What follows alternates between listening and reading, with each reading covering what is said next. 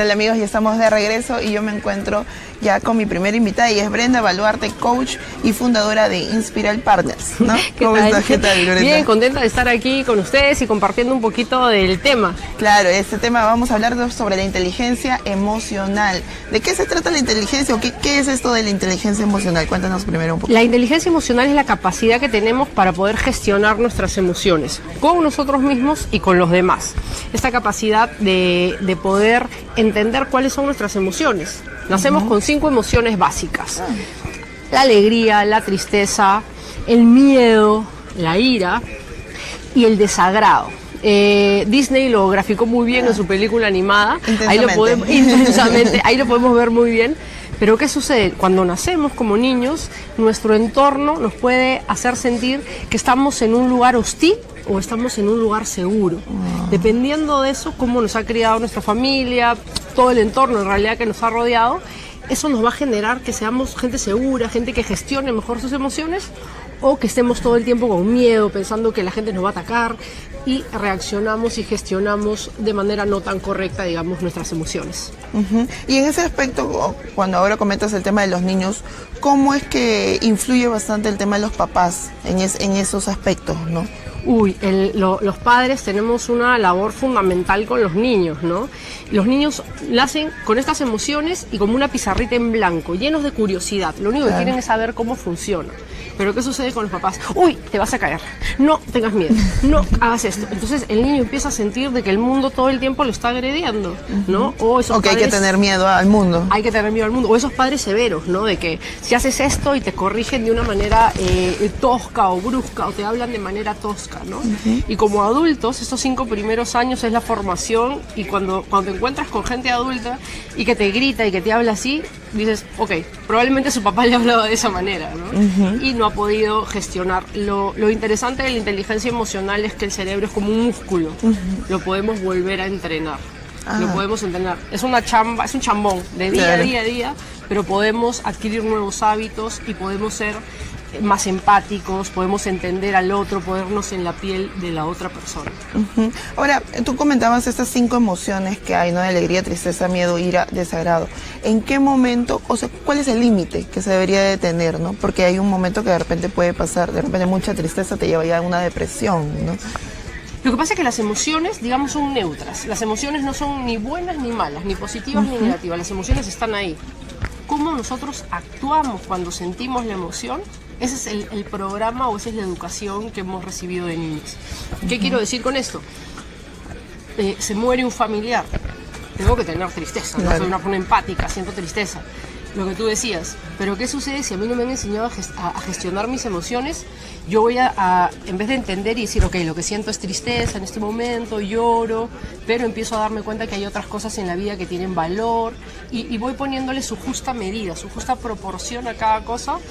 Todo está bajo control, yo estoy gestionando bien esa tristeza. Pero ¿qué sucede si yo empiezo ya no me baño, y qué, estoy tirada en la cama y todo es una desgracia, el mundo es un caos, se me viene el mundo encima? Ahí ya perdió proporción la tristeza, ¿no? Y se convierte en una depresión. Una depresión. Ahora, ¿qué tan importante es también lo que hablábamos, es comprender los sentimientos del otro, ¿no? Y comprender los de uno mismo, ¿no? Claro, tenemos que partir por entender que yo tengo emociones. Algo que es súper interesante y me gustaría mencionar hoy día, Cecilia, es que vivimos en la era digital. Y tenemos muchísima información y esto nos ha empoderado muchísimo. Tenemos en nuestro celular, simplemente tenemos información de lo que está pasando en todo el mundo. Y nos hemos vuelto justicieros, ¿no? Empezamos a insultar o a decir cosas sin proporción, sin darnos cuenta que al otro lado hay una persona que está recibiendo esos insultos, que está recibiendo esa agresión. ¿Y a qué se debe? A que hemos dejado de conectarnos, a que hemos dejado de mirarnos, de entender que al otro lado hay una persona con las mismas emociones, con los mismos miedos, con las mismas tristezas. Entonces tenemos que gestionar en este siglo, en esta era digital, mucho mejor nuestras emociones.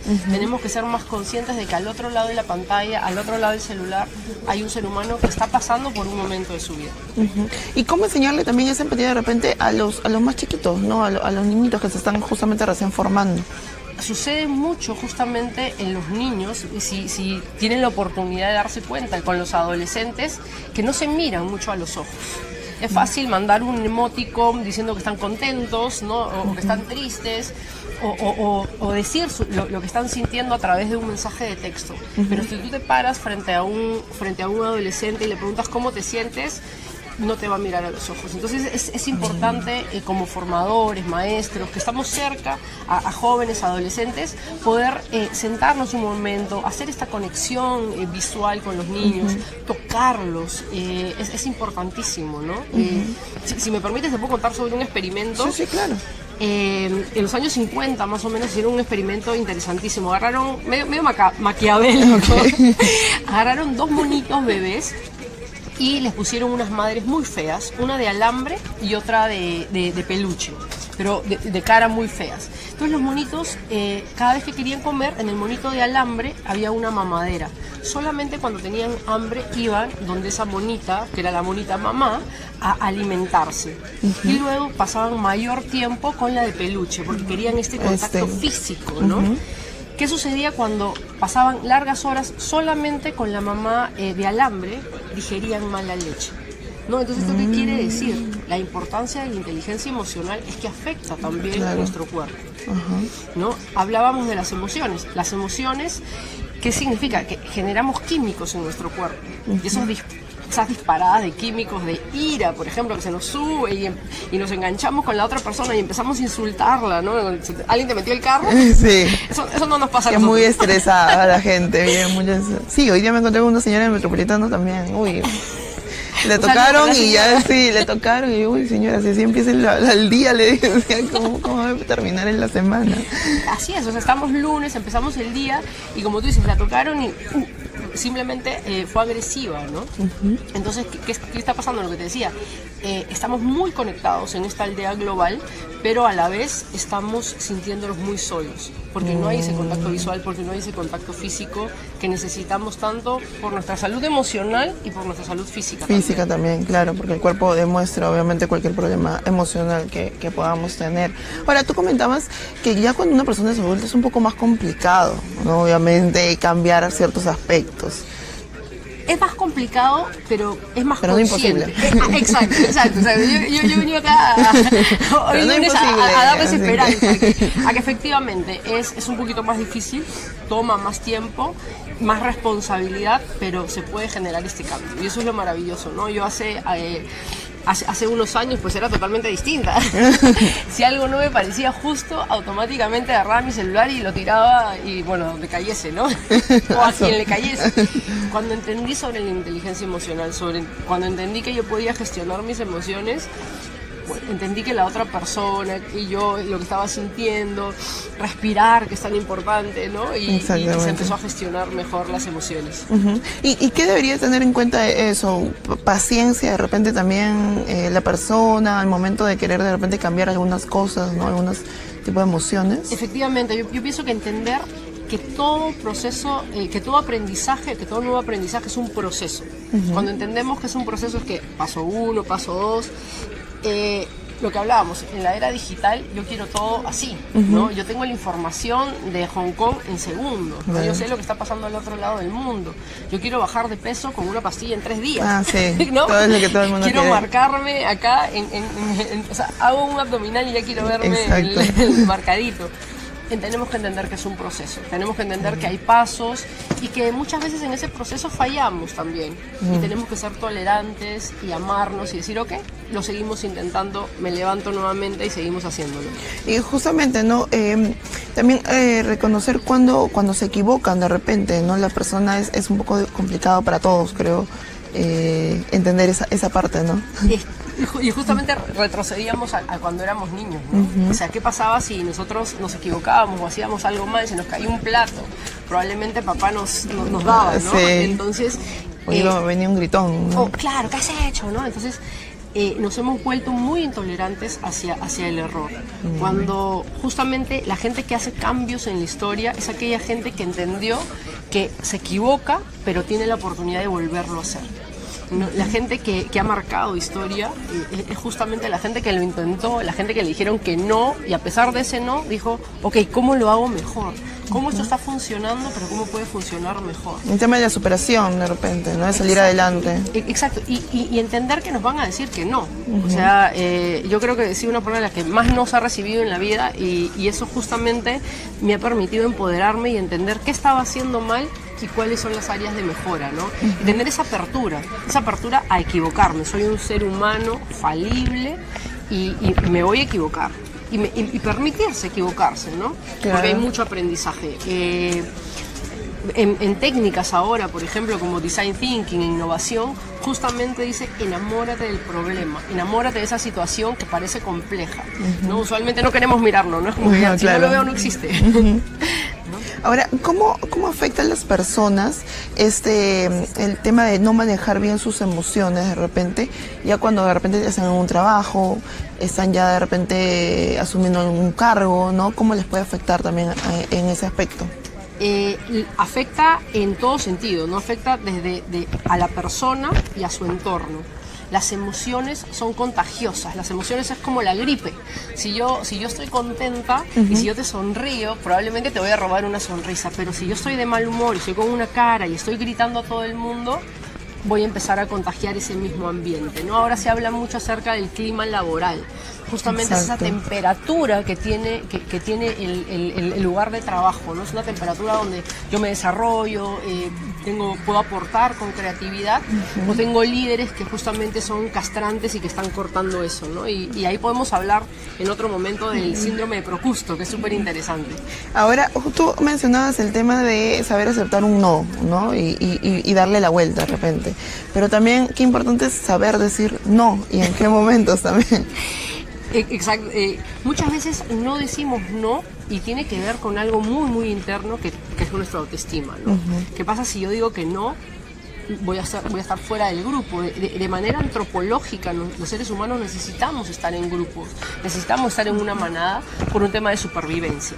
Entonces yo, para ser aceptado en este grupo, probablemente tengo un corte de pelo que está de moda, me visto de una forma para ser parte de este grupo y también digo que sí a este grupo para poder ser parte de ellos, ¿no? Entonces es muy importante darnos cuenta que cada uno es valiosísimo, cada ser humano es único, irrepetible y que tiene valores y características muy propias de esa persona, ¿no? Y en la medida que se respete, se valore y tenga la capacidad de decir que no cuando no le parece y emitir su opinión con respeto, de una manera alturada, yo creo que gana mucho más valor y la gente también empieza a decir: oye, qué interesante esta persona, ¿no? Qué valiosa esta persona, y le empieza a dar valor a ese otro ser humano. Brenda, por último, el tema de los adolescentes, ¿no? Y hay niños que ya empiezan a entrar en la adolescencia y justamente ahí también las emociones también se marcan un poquito más para un lado, para el otro. Los adolescentes. ¿Cómo tratarlos de repente en ese momento? Primero, entender que es solo una etapa. Ya la pasamos. Ya. Exacto. Yo no volvería a ser adolescente, pero ni por casualidad. Y entender que el 5% de nuestro cerebro se está formando en la adolescencia. O sea, se ha formado un 95%. ¿Y qué es lo que no se ha formado o que está formándose? Es la capacidad de decisión y está... ¿Qué sucede? Como papás, ¿no? Oye, ¿no te has dado cuenta de que has ido a las 3 de la mañana a la casa de fulanito? Y el adolescente dice que había peligro, ¿no? Entonces, uno como adulto ve un montón de peligro. El adolescente no lo ve porque justamente su cerebro está formándose. Esa parte de decidir entre lo que es juicioso y no está en formación. Entonces, no podemos pedirle algo que no tiene la capacidad. El adolescente, justamente cuando entra a esta etapa, empieza a despegarse del papá, empieza a darse cuenta que es un ser único. Y al darse cuenta que es un ser único, no quiere parecerse al papá. Si el papá usa piercings, él va a usar corbata, ¿no? O viceversa, ¿no? Si el papá es muy formal, él va a tratar de ser rockero, y va a tratar de ser muy, muy rebelde, muy distinto al papá. Entonces hay que ayudarlo a que gestione eso, a decirle: oye, ¿qué te parece a sentir que él está decidiendo, que él está formando su propia personalidad, darle esa seguridad al adolescente? Buen día, mi hija, unos añitos más y ya dos añitos ya más. Es preadolescente. Sí, tiene 10 años, a punto de cumplir 11, así que ya está entrando. Está haciendo una consulta y dice: pero ¿por qué a veces es más fácil tener esa inteligencia emocional para algunas cosas y para algunas personas y para otras no? lo que decíamos al comienzo, ¿no? Esos 5 primeros años han sido sumamente importantes, ¿no? Es esta mirada del mundo, donde es un mundo seguro, donde es un mundo donde tú puedes confiar en el otro, donde tú te sientes seguro, eso va a marcar esa gran pauta, esa gran diferencia. Si tú estás sintiendo que el mundo es un mundo que te está agrediendo y es hostil, va a ser difícil poder relacionarte con las otras personas. Vas a tener frustraciones, cóleras, miedos no resueltos. Entonces ahí empieza un trabajo muy interesante, ¿no? Yo pienso que en la medida que generas conciencia de cómo me estoy relacionando con la otra persona, y esa voz interna que a veces escuchamos, no de esquizofrenia, sino esa vocecita de como lo hacen los dibujos animados, ¿no? Claro, exactamente. El bueno y el mal, el diablito. ángel y el diablito. Esas voces que nos dicen, tienes que ir por acá, hay que escucharlas, hay que hacer esta mirada interior, ¿no? Para seguir creciendo y desarrollándonos. Pero saber que no es imposible. Exactamente. Yo el día que lo escuché fue como... se abrió el cielo, así, Claro. aleluya, ¿no? Tenemos esa capacidad de todos podemos ser inteligentemente emocionales.